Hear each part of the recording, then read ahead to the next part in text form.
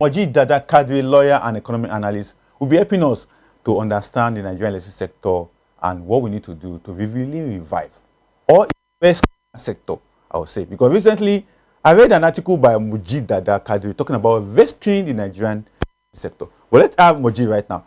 Mr. Mujib, a very good day to have you on the show, sir. Good afternoon, sir. All right, so let's get down to the discussion. All right, so I was trying to point one aspect of you being a lawyer and economic analyst, and I said, I just read one of your article about the electricity sector of Nigeria. You made a very vivid point to the challenges and the issue. But take us through, what is your own assessment of the electricity sector in Nigeria today? Good afternoon. I'm happy to be here again.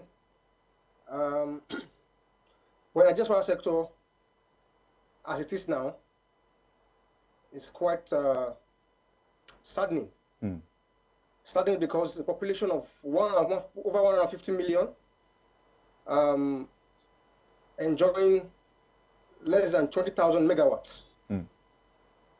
Not even suitable for a state in China. So, as it is now, we are not where we deserve.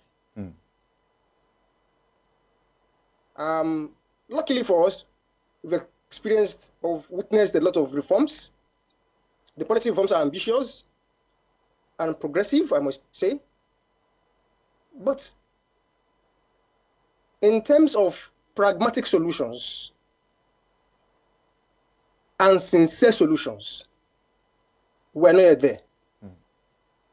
As we speak, we're told we are enjoying, I think, 16,000, 15,000, 10,000 megawatts generation in terms of power generation. Sometimes we hear 10,000, another time we can hear 15,000. We even know specific power generation we are enjoying as it is. We are distributing less than 10,000, meaning our distribution capacity is lesser than the generation capacity.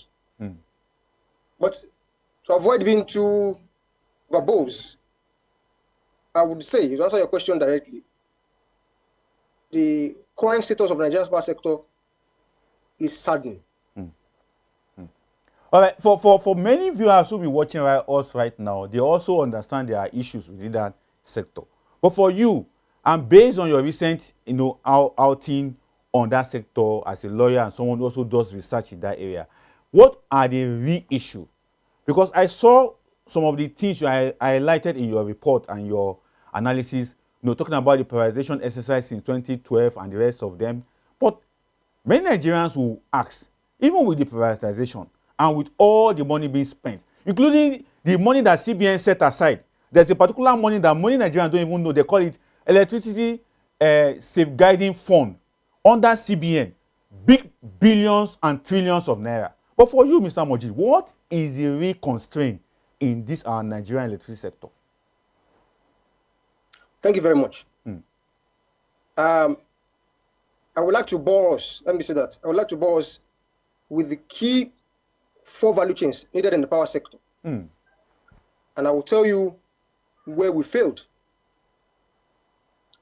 We have 4 value chains. 1, the gas sector, the GasCo, the generation sector, the GenCos, the transmission, and the distribution value chain called DISCOs. You see, when NEPA was privatized, PHCN was privatized, the misfortune started with the participants that get entry into our distribution value chain. That privatization sector, that privatization policy or that privatization process was not sincere, especially for the DISCOs. The people, the investors in the GenCos have been fairly ambitious and fairly progressive. But the DISCOs, which was the last value chain and the most strategic, the players in the DISCOs are not that progressive. They don't have the capital. They don't also have the technical wherewithal to rescue us from that trap. So, to avoid boring us too much, the misfortune started with the privatization process for 2013, 2014, or before that 2013. The players, the investors accommodated, especially into the discos, the distribution value chain, don't have the wherewithal. So as we speak, we have 4 value chains, though we mostly underemphasize the gas coast. We need massive gas processing, gas source that will guarantee supply to the Gencos, minimum of 30,000 megawatts. We deserve minimum of 30,000 megawatts for over 150 million population, and for a country aspiring for $3 trillion GDP, and for a country aspiring for industrialization, we need a minimum of 30,000 megawatts, minimum. So we need a gas processing or gas source that will guarantee 30,000 megawatts. We need expanded generation capacity that will also rise to 30,000 megawatts. We need modernized transmission that can guarantee the supply, the transmission of 30,000 megawatts. And we need the distribution channel that can guarantee supply of 30,000 megawatts minimum. As we speak, the discos, as far as I'm concerned, are the most unserious. Mr. Mujib, they can't guarantee. All right. Sorry for butting you, but having identified the disco as one of the big challenge.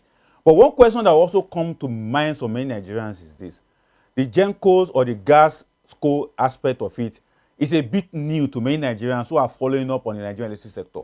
But meanwhile, many of us are aware of the hydropower system. On the hydropower system, what is the big issue there for you? Well, as we speak, our power source is 70 to 80% gas oriented. Exactly. So the hydropower still doing fine, but because we have underutilized it, and we have, should I say, consciously or unconsciously shifted to the gas source, we don't have much reliance on the hydropower. So nothing is wrong with the hydropower. We can still make use of hydropower to boost it. We can establish more dams. But like you rightly asked, we don't have much interest in the hydro source. But the hydro source is not bad. If we can guarantee 20,000 gas source megawatts, from the gas source, the hydro source can still give us 10,000 megawatts. Interesting. But as we speak, we don't seem to have interest in expanding the hydro source. Okay, let's take up other issue within that sector, particularly the funding.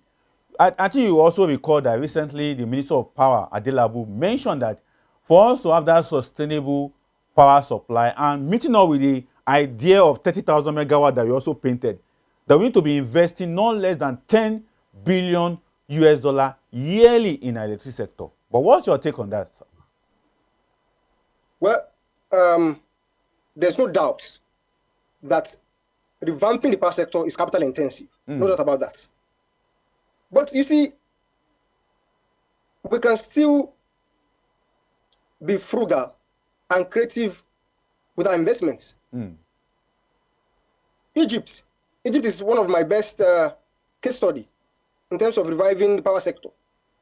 Egypt, with their deal with Siemens, had spent less than $10 billion. And they've been able to revamp the power sector, increase the power source, the power generation, by over 70%. And they spent less than $10 billion. So we don't have to wait for annual investment of $10 billion yearly to boost our capacity to a minimum of 20,000 or 30,000 megawatts. Annual investment, we don't have to be spending $10 billion annually. A wholesome $10 billion investment on the power sector can give us 25,000 megawatts. So truly, I agree with the minister, it's capital intensive, but I don't believe that we have to be spending $10 billion annually to revamp the power sector. A wholesome $10 billion strategically invested would give us a very befitting megawatts. I mean, befitting to our industrial pace, our industrial ambitions, and population demand. Egypt has done it. Egypt has done it. All right, interesting. And Egypt has not been spending... Exactly. For others who also argue that at this point in time, without us relying on hydro, without us relying on gas, there's opportunity for us to have a mix of this energy source, particularly looking at renewable energy source. But what's your take on this aspect that many are also arguing? That instead of relying on the gas source or the hydro source, we should mix them together. Solar energy and the rest of them should also come in. But what's your take on this particular argument?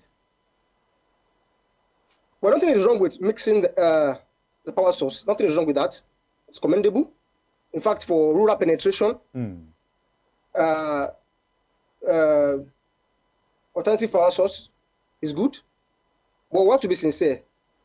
We have competitive advantage with our gas source and hydro source. So I think the alternative power source, especially solar, should be tertiary. Can give us maybe 10% power source. The easiest for us to use and to attain is the gas source and the hydro source. We don't have to over-sectionalize the alternative energy source, especially of solar.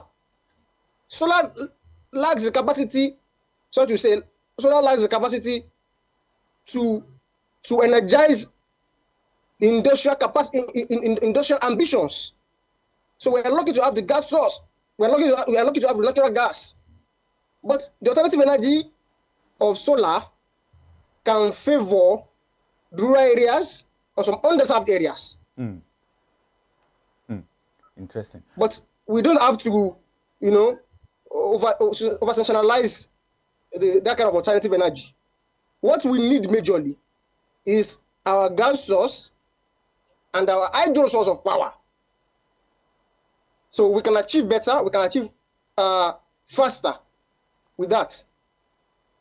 I think this your Mr. Mujib, this your idea will definitely flow well with President Bola Ahmed Tinubu. Ambitious industrialization of Nigeria.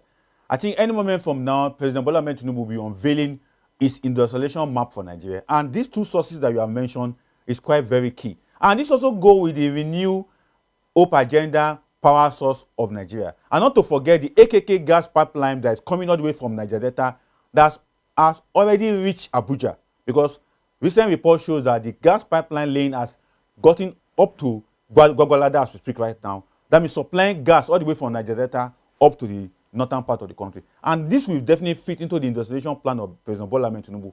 But for the purpose of other aspects of electricity across Nigeria, people are arguing that solar energy could be the best way for homes, for some offices that engage in light equipment for electricity. So for you, what do you think about this? Because for industries, we know that solar cannot be able to provide as much power as expected. But for solar, it can serve homes, it can serve some offices and the rest of them. But let's have your view on these particular sources also. Like I said earlier, I'm not against the alternative energy, solar alternative energy. I'm not against that. It's green, it's green friendly, is is useful. But I said it should serve as alternative penetration strategy. It should serve as alternative energy penetration for underserved areas, especially rural areas. The northern Nigeria can take advantage of that to serve rural areas. The Rural Electrification Agency (REA) can maximize that, especially for northern Nigeria. But for urbanization, key urbanization, for ambitious urbanizations, we should in my own perspective, I think we should rely on conventional energy source. Interesting.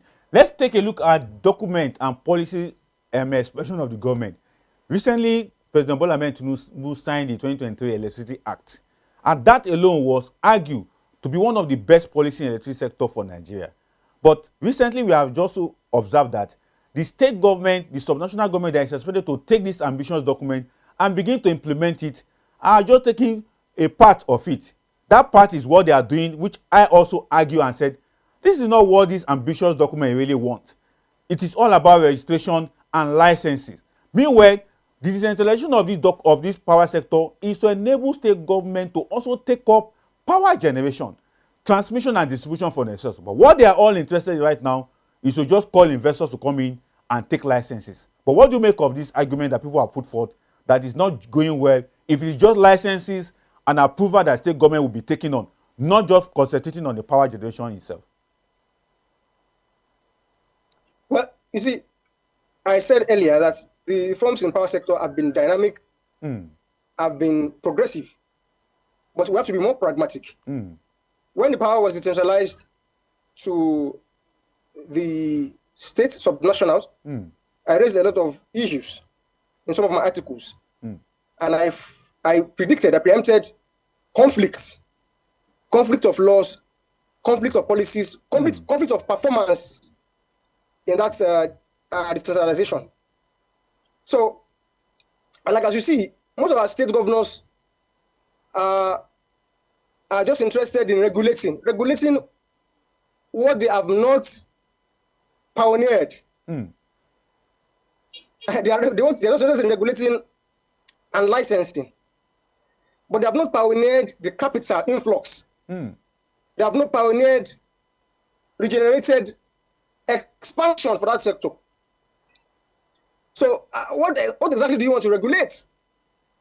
We're talking of how do we expand our generation to 30,000 megawatts minimum. We're talking of how do we distribute that amount. We're talking of how do we diversify our gas sources. These are the fundamental issues in the sector. But our states are interested in regulating. I mean, our state governors. So the core issue, the key issue, is how to attract capital into that sector. Before talking of regulating and licensing. And as to the issue of licensing, we have to learn from the mistakes of 2013 and 2011, during the former President Jonathan's regime. If we are to license anyone, if the government says, or most of the state governors decide to play second fiddle, I use that word, if they decide to play second fiddle in that sector and just want to regulate and collect revenues, it is better for them to license companies with capacity. Importantly, reputable international companies with capacity in terms of capital and in terms of technical know-how. Not just licensing companies with well-packaged portfolio. No. So our state must be ready to either lead pioneer investment in that sector, or if they just want to play second fiddle roles, they should be ready and should learn to partner with companies with capacity, confirmed capacity. For example, if Lagos State wants to accommodate new partners that will maybe generate 10,000 megawatts for that state, Lagos State deserves 10,000 megawatts. The one that Nigeria is managing. If Lagos State wants to partner or open up its states for such investments, it must be ready to confirm the capacity of such potential partners. Not Nigerian partners that don't have modern technical know-how or the capacity, financial capacity. So they just be licensing, should I say, only illicit portfolio companies. Portfolio companies that will now have to delegate or hunt for technical partners within or outside Nigeria. So my point is, the state governors have a lot to learn. The policy have been dynamic, have been progressive enough. It has allowed for a lot of on-grid, off-grid solutions, mini-grid solutions, very dynamic. But we're not attracting necessary investments. We're not attracting necessary investments, despite all these liberalizations and decentralizations. So the question is, why are we not attracting enough investments? I think we'll get to that. But before we get to the issue of, are we not attracting sufficient investment in this, dynamic power sector? Our governors should not just be ready for licensing and regulations, should be ready. The key issue, what the reform intends, is for them to open up the power sector in their states for massive investment, not just regulations. Exactly. Interesting. Mujib, I have to thank you so much for coming on the show. Time will not allow me to ask you further questions, particularly as you made mention that we need to learn from 2011. And one of those lessons that we need to learn is, in past, let me just put it this way. One of the big lessons was that the discourse put the federal government in big debt that made the federal government to go and establish a fund under Central Bank of Nigeria called the Nigerian Electricity Fund. And that money was in trillions of naira, whereby the federal government was not paying the debt of DISCO. I think the state governors need to be very careful with their licensing processes. But Mujib, thank you so much for coming on the show today. Thank you so much. All right, thank you so much. All right, so enjoy the rest of your day over there. I've been speaking with Mujib Dada-Kadri, who happens to be a lawyer and economic analyst. You have done so much in the aspect of the power sector, do a lot of write-up in that regard. I'm pointing to the fact that we need to learn from 2011, which I also emphasize. In 2011, there was a lesson that Nigerian federal government learned.